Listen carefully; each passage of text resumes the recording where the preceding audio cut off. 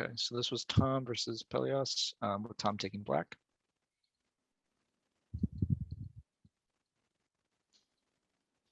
Yep, all fine so far. Yeah, this all looks great. No mistakes. Nothing to comment on.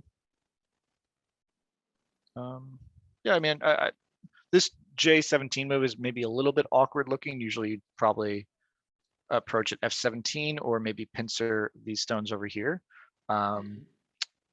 This side, J17 is not that interesting because what it allows white to do is it allows white to expand on the corner territory that's mapping out, and it also allows white to maybe make better use of these 3 stones down here as well. So it's kind of building up a little bit of a framework. And all the black stones are really low. We kind of want to have a nice balance of low to high stones. So, you know, if you're trying to map out territory and it's all low stones, whereas your opponent has both low and high stones, you're probably going to have a little bit less. So that's why I would be more inclined to maybe attack the eye shape of this group first. You know, it's still a low stone, but at least it's attacking a little bit more. Okay, so good. You played a higher move here. Yeah. If I were white here, I would definitely play here. I think this is a huge move because again, you're protecting your weakness here and also stopping black from expanding its territory. So it's both territory, a territory oriented move and also a protection. Whereas this move here for white, it's just territory protection. It's not expanding your territory. It's not reducing black's territory. It's doing one thing and it's doing it on 2 groups that are very strong. I would be a little bit more aggressive here, probably, especially because you have quite a few stones here. Even if white were to invade, it's not going to be that severe. So I would probably be a little bit more greedy and try to play at R12, excuse me, because it better attacks the eye shape, right? If you've played here, now white can play here and gets to protect its area over here. Whereas if you play the same thing and white still kicks, there's obviously still a weakness here, right? There's still a weakness that white's going to have to worry about. Actually, it's okay to be mind me greedy. asking about this, the weakness there. Can you just put that on the board again? Sure, the weakness here. Yeah, the kick. So let's say white were to play elsewhere. So I guess that threatens the connection at S11 next. It either threatens the connection or it threatens the cut. Okay. Yeah. All right. Thank you. Or I guess you play here. Excuse me. Okay.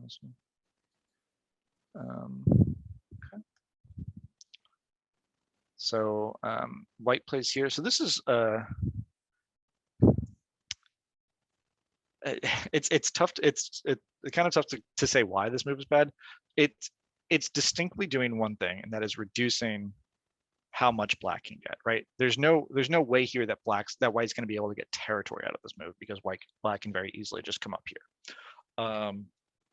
So when we're looking at the game, we're going to try to find moves that are both expansions and reductions. So I would be more inclined to play a move like G5, which is both expanding the moyo that white's built up here and potentially going to reduce any sort of moyo that black can get down here. So something like this would seem a little bit more interesting to me. Or I would play something like R11, which allows me to protect the weakness that I had on this white group over here. Because if I do nothing, black can play over here and try to separate my groups or connect underneath, right? So this would be a little bit more natural to me. The problem with this move is that black's going to come here, and again, it's only reducing. It's not actually gaining anything for white. So if this is the variation, now we have this one weak stone that we need to worry about. Unfortunately for you, Tom, your follow-up move may have been a little bit questionable. I wonder if your opponent punished you for it or not. Do you know what's wrong with this move? No, I thought it was brilliant. It can be very easily cut, right? You push through, push through. Okay, yeah. Right. And there's nothing you can really trouble later. There's nothing you can really do to stop it, because if you play here, then it's a questionable move, right? It's like, okay, well, now I have so many cutting points. What am I going to do? So if you want to stop the connection here, you just have to play here. Okay, fair enough. I gave that move some long thought, and I thought the jump was good. But yeah, I see your point.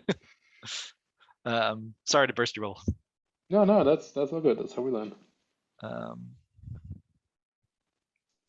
This is a good strategy though, trying to separate the group. But again, it's going to be so hard with this weakness here, because you're always going to have to just extend here, which means that white's always going to get to cut.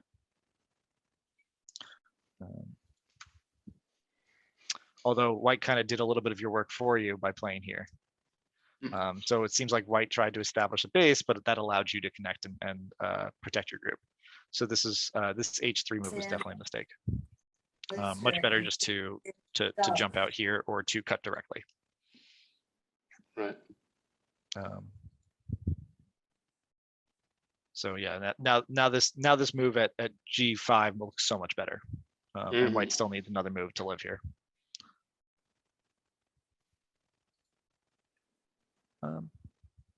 No reason not to play here. You can put a little bit more pressure on this group and then come back here. When you connect here, it's very ugly shape, and there's no more pressure on this H3 stone, and now white gets to surround on the outside. Gotcha. Just maybe something like this would happen. That would be kind of my expectation here. So M6, it seems like you're trying to surround an already living group, or at very least a decently strong group, but after white plays at K6, the group is not only almost alive here, but it's also out in the center. And then we have to question, well, what did M6 get us? Hard to say, right? Like M6 would have been much better playing maybe something like this, right? Trying to invade this area over here. Can you add a couple more moves to that one? Sure. I don't think I've seen that before. The common moves that I would think of would be this. This would be like the first variation that comes to mind. If white plays here, you can try to start a fight and try to separate the stone. You can also play here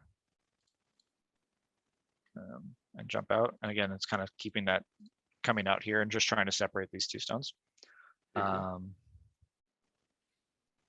Even if there's nowhere obvious to run to for black at this point? There's nowhere obvious, but it's something that you can certainly. This is the kind of the weakness that I would think of. Or another move would be E18, right? So if you block here, something like this would happen, where now these two white stones are in trouble.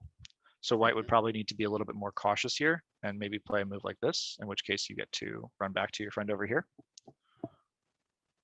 So E18, E17, those are kind of the first moves that come to my mind, because they're both a way of reducing your opponent's territory and gaining you more territory. And again, I think another, the other move that I'm thinking of is something in these, like this R9 area, right? David, I was going to ask that. Whether I was thinking of like S10. S10 I don't think is ambitious enough. Okay. Because there's no direct follow-up that white needs to answer, right? There's no sort of like immediate cutting point. If I were black, I would probably do this, because you can either cut off the stones or connect back over here. Okay. And so white's going to be forced to come back and play here, in which case you get to come away and take away all of white's territory. So again, from a direction of play, that looked like the weakest white group on the board. Yeah, I think that's probably right. So again, probably why I suggested that white would play at R11, because there is that significant weakness there as well.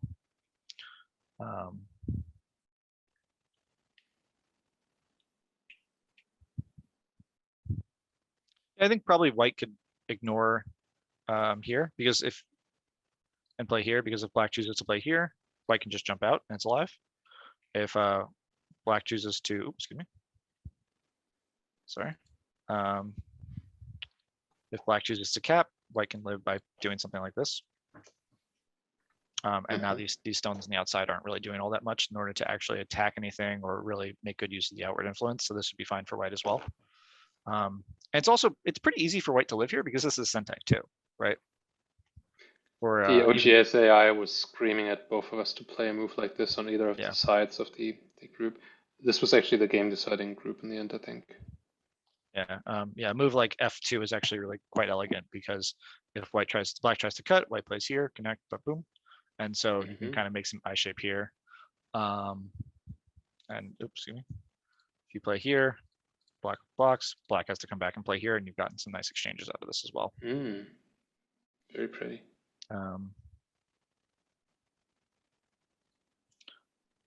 So maybe a couple slow moves on the side that you don't necessarily need because you're actually white's actually a little bit stronger than you might think.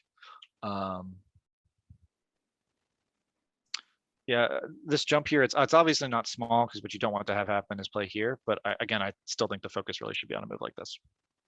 Okay.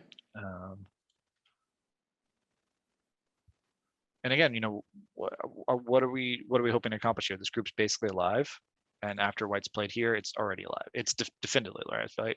And so the question is, how much of an attack are we getting on these stones? Well, why aren't we just attacking immediately? Why not just play here immediately, right? Let's actually get the territory as opposed to set up for an attack that may never come.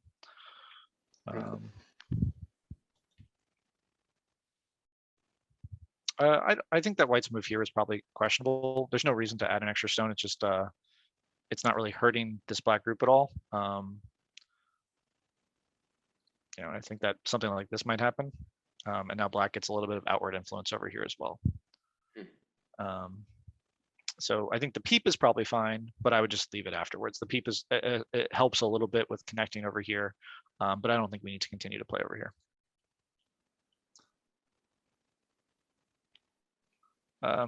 One thing you could do if you're really worried about the cut is you can play here. This is maybe a way to protect in Sentai, and then you can kind of come back and get these like large moves that we were talking about over here. So if that's what you're really worried about, you can play here. But you might not even need to worry about the cut because you can still run out, right? Right.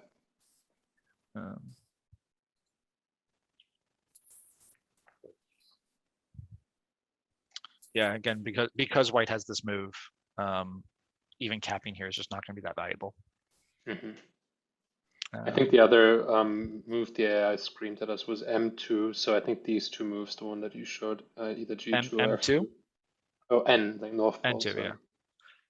Yeah, I think these were the ones that would have guaranteed white to live. Yeah, so the reason why M2 is also good, N2, excuse me, is if white pushes through here, there's either a cut like this, or a cut like this. I see. So you can separate this group.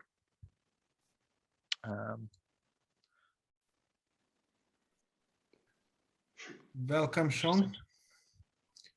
I guess I'll do another move or two, and then we can hand it over to Sean. All right. Yeah, unfortunately, this Hane here may be a little bit questionable. I guess the idea is that black can kind of connect up by playing here, but unfortunately, white's still going to be able to connect its stones here. So there's not too much that black can really do to actually separate these two groups. So maybe better for maybe after white's gotten all these moves here, playing something on the inside is maybe a little questionable. Maybe now we should play a move like S10 because we've kind of lost that Aju that existed here, right? Because if we could probably still get away with this because you can still connect underneath, but I think you have to start with Art 9 instead of Q9. Right.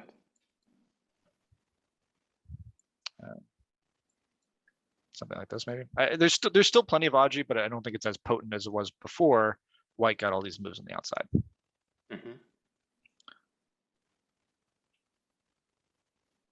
And then these moves, maybe we'll just quickly talk about these and then we'll end it here. But kind of what's the purpose behind these moves? To get this empty triangle on the outside? Is that really the best way we can use our stones, right? So rather than play something that is maybe a little bit too aggressive, let's just hold off. Later on, we can play moves like this, which will allow us to get some territory on the outside, also protect this kind of the side territory as well, or play a move like S10, which will reduce the amount of territory that white gets over here. But at this point, I think I would probably give the advantage to white. This is a huge amount of territory that white has over here, a decent amount over here. A couple small change pieces for black and these tides, and maybe about 30 or so points here. But I think that this area over here for white is probably closer to 50. This is another 10. This is another 8.